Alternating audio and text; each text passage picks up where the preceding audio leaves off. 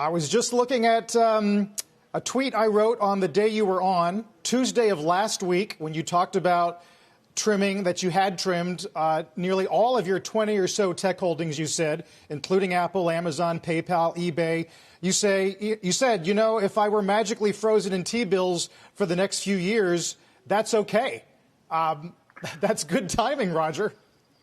But, Carl, I'm not going to claim any kind of crystal ball here. I think the core issue that I shared with you was that at my age, with my outlook in terms of, you know, my willingness to try to work hard to earn back anything I lose, I just didn't want to take a huge amount of risk. And what I perceived going on in the market was that we were having a speculative blow off.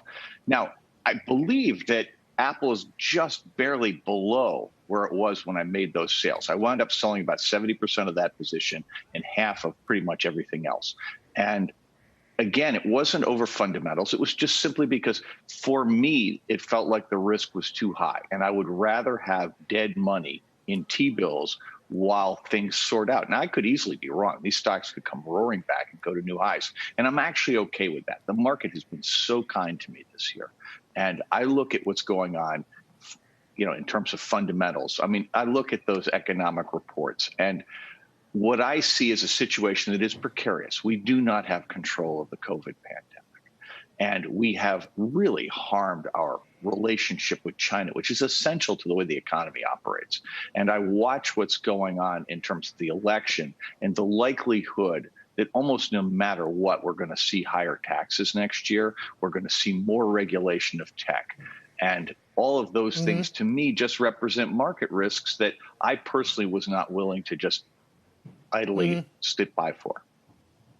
Yep. We haven't, and probably won't get to talking about the DOJ's reported anticipated move on Google, which on an ordinary day would be a huge story for us. Would be a huge story, I do wonder, though, as we're talking, the Wall Street Journal is matching this FT story that argues that it was SoftBank that was buying all those equity derivatives amid the tech rally. I mean, how would you characterize the risk of what they're calling, the FT called a NASDAQ whale in SoftBank, being a very large catalyst for something larger than we've seen so far?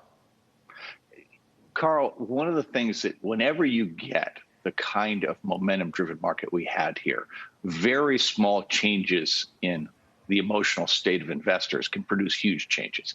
And if it is true, and let's just assume that it is true that SoftBank was playing these games in the market, somebody is going to get hurt from that. And I just didn't want it to be me. And when I'm speaking to our audience, what I'm really saying is each person gets to look at their own situation. Mine is different from probably many of your viewers.